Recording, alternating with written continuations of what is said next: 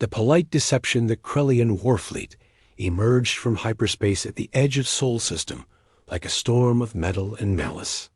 3,000 vessels, each one a testament to centuries of conquest, arranged themselves in perfect attack formation.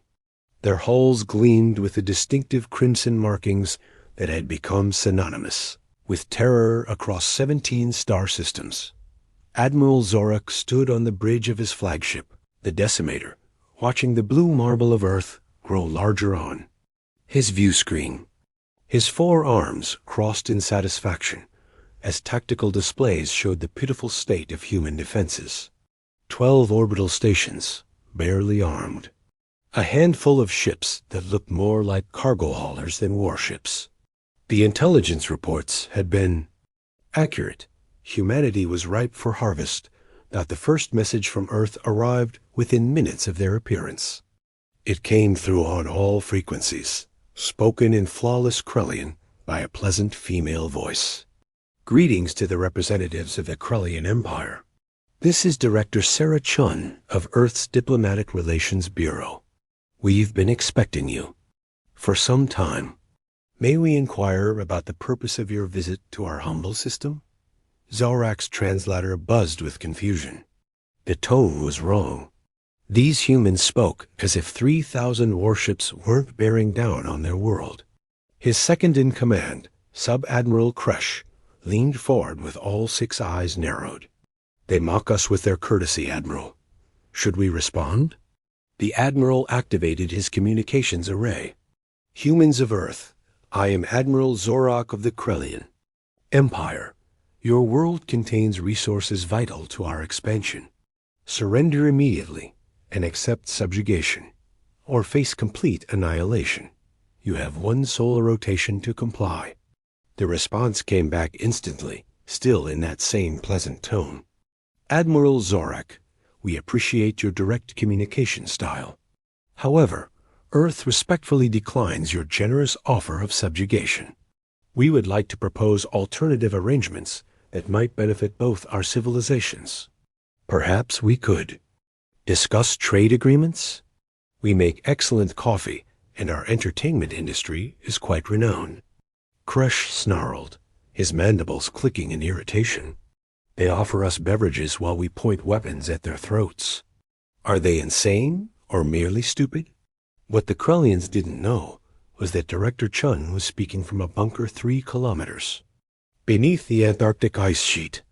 Around her, hundreds of humanity's best military minds watched holographic displays showing not just the Krellian fleet, but something else entirely.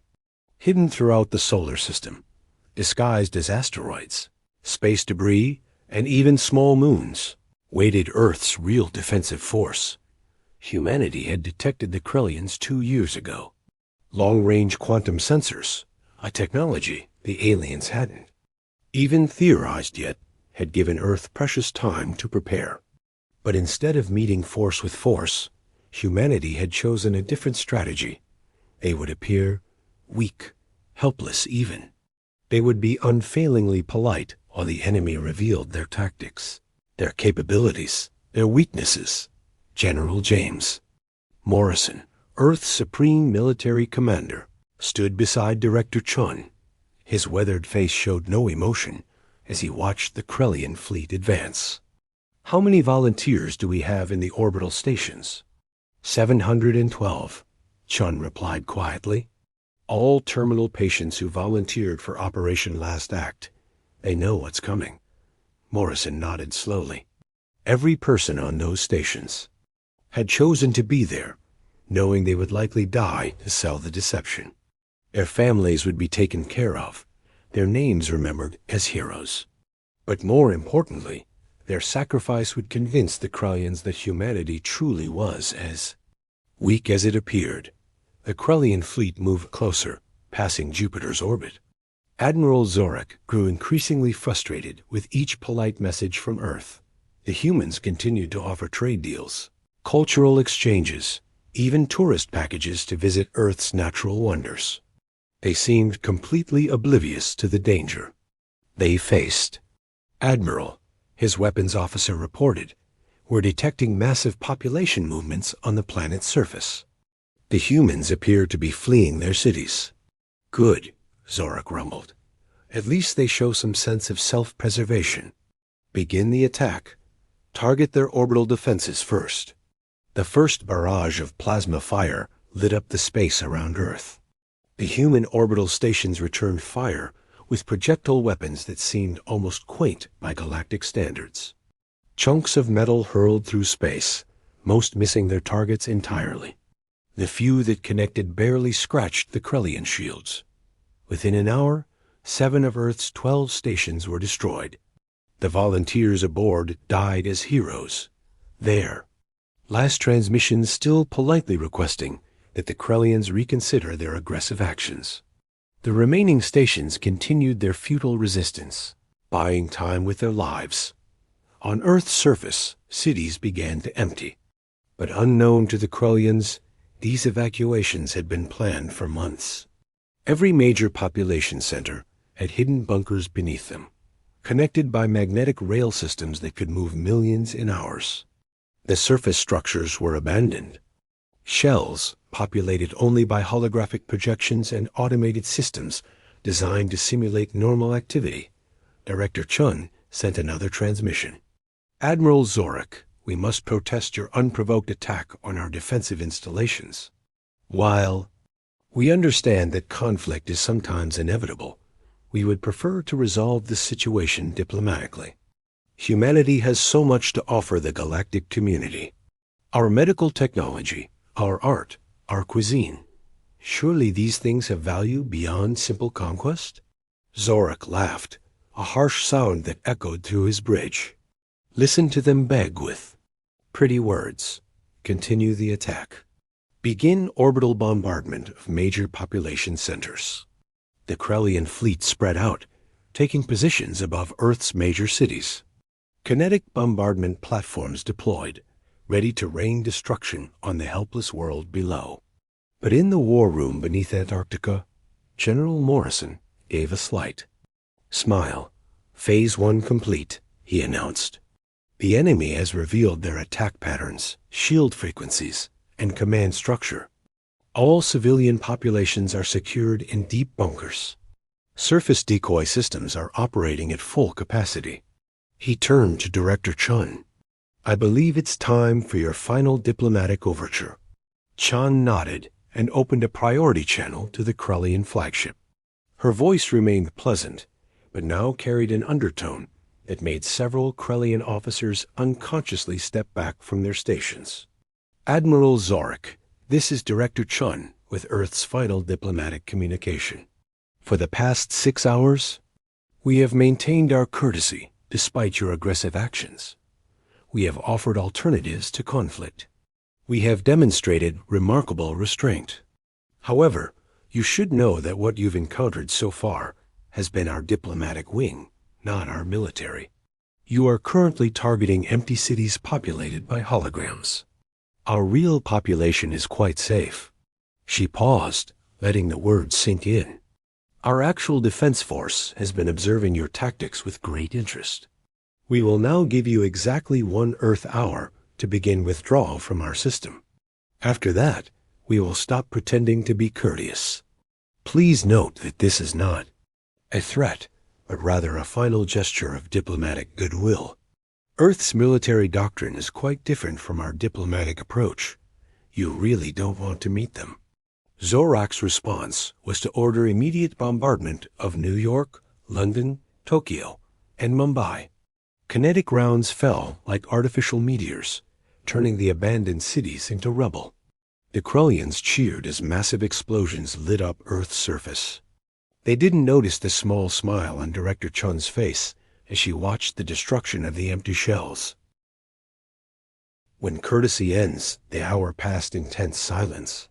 The Krellian fleet continued its bombardment, confident in their superiority.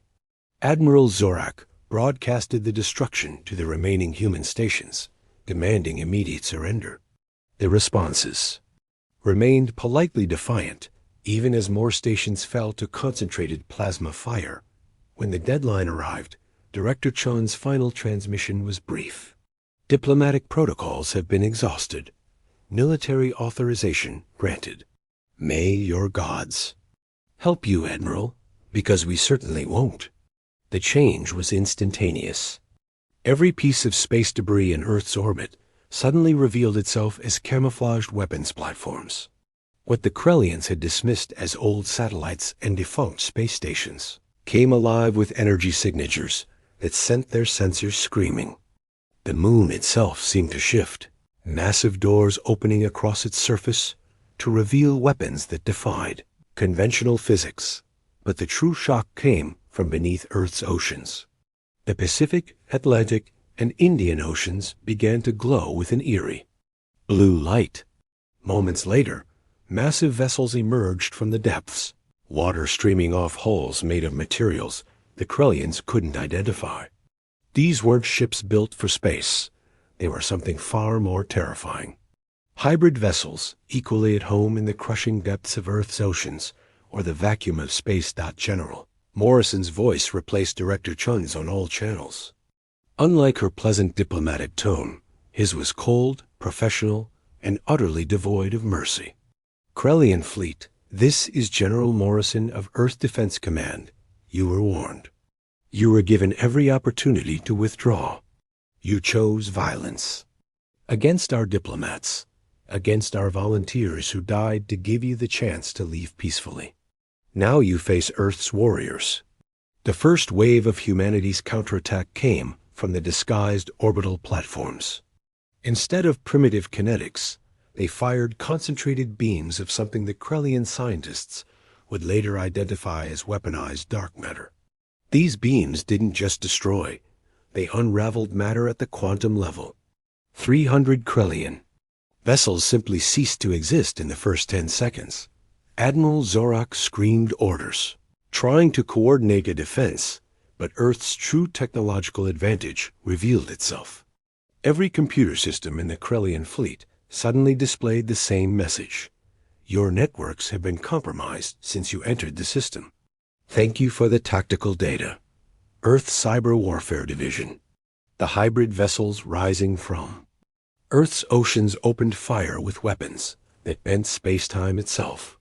Gravitational pulses turned Krellian destroyers inside out. Temporal distortion fields aged portions of ships by millions of years and seconds, leaving bizarre wrecks that were part gleaming metal, part ancient rust got from the asteroid belt. Humanity's real fleet emerged. Not the thousands of ships the Krellians expected, but just 100 vessels. Each one was a masterpiece of human engineering, built with technologies reverse engineered from a crashed alien probe found on Mars decades ago, then improved beyond the original creator's imagination. These ships didn't need large numbers. Each one was capable of taking on entire fleets. The flagship U.E.'s Vengeance, under the command of Admiral Lisa Park, appeared directly in the middle of the Krellian formation. Its arrival wasn't through normal space. It simply folded reality and stepped through. The ship was a kilometer long, its hull covered in what looked like liquid metal that constantly shifted and adapted. Admiral Park's message was broadcast.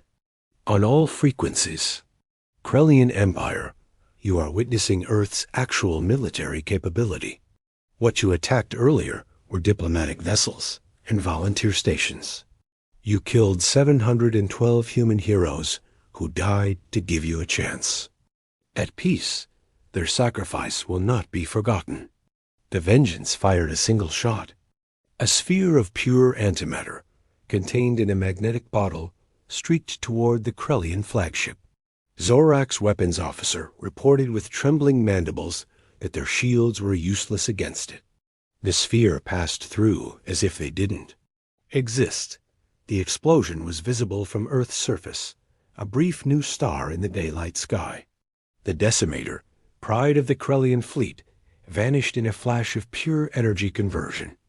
Admiral Zorak's last thought was confusion at how thoroughly they had been deceived. Sub-Admiral Kresh, now in command from his vessel, tried to organize a retreat. But the human fleet had positioned itself perfectly. Every hyperspace route was blocked.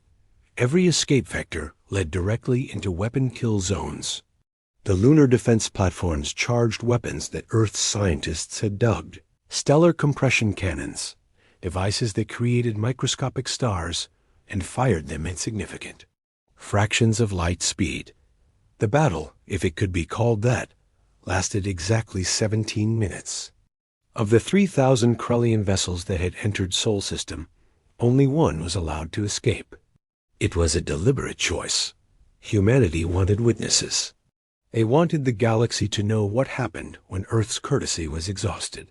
The surviving vessel, a scout ship commanded by Captain Vrix, was escorted to the edge of the system by Admiral Park's vengeance. Before they departed, Park sent a message that would be replayed in council chambers across the galaxy. Captain Vrix, you will carry this message to your empire and anyone else who will listen. Earth chose to appear weak. We chose diplomacy. We chose courtesy. We allowed you to destroy empty cities and volunteer stations to maintain that illusion. We did this because we believe in giving every species a chance to choose peace. She paused, and when she continued, her voice carried the weight of humanity's collective will. But understand this clearly. Our politeness is not weakness. Our diplomacy is not fear. It is a choice. We can build or we can destroy. We prefer to build. But if forced, we will destroy so thoroughly that your archaeologists will debate whether you ever existed. Tell your empire that Earth's doors remain open to peaceful relations. Our diplomats will still welcome you with courtesy and offers of mutual benefit. But also tell them that our military exists in the shadows behind those diplomats, and we are not courteous at all. Captain Vrix's ship jumped to hyperspace, carrying with it sensor data that would reshape galactic politics forever. The recordings showed not just military might, but something far more terrifying, a species that could have destroyed them at any moment, but chose to pretend weakness to avoid unnecessary bloodshed. Within days, the Krellian Empire formally apologized and requested trade negotiations. Within weeks, 17 other aggressive species quietly recalled their expansion fleets from vectors that might eventually lead toward Sol. The galaxy had learned a new phrase that would echo through diplomatic chambers for generations. Never mistake human courtesy for weakness. On Earth, the destroyed cities were rebuilt, not as they were, but better. The volunteers who died were honored with monuments that stood not as symbols of sacrifice, but as reminders of humanity's greatest strength, the ability to choose kindness. Even when capable of ultimate violence, Director Chun resumed her duties at the Diplomatic Relations Bureau, once again sending polite messages to incoming vessels, offering trade deals and cultural exchanges. But now, every species that received these messages knew the truth. Behind every pleasant offer, every courteous greeting, stood General Morrison and Earth's true military might. The galaxy learned to appreciate human coffee, human art, and human courtesy. They learned that Earth was the best friend to civilization, could have, and the absolute worst enemy. Most importantly, they learned that humans would always give you a choice. The choice to be courteous was yours to make. The consequences of refusing that courtesy were yours to face. And in the depths of Earth's oceans, in the hollow asteroids of the belt, behind the craters of the moon, humanity's real fleet returned to silent watching, waiting, hoping they would never again have to stop pretending to be polite. Asterisk.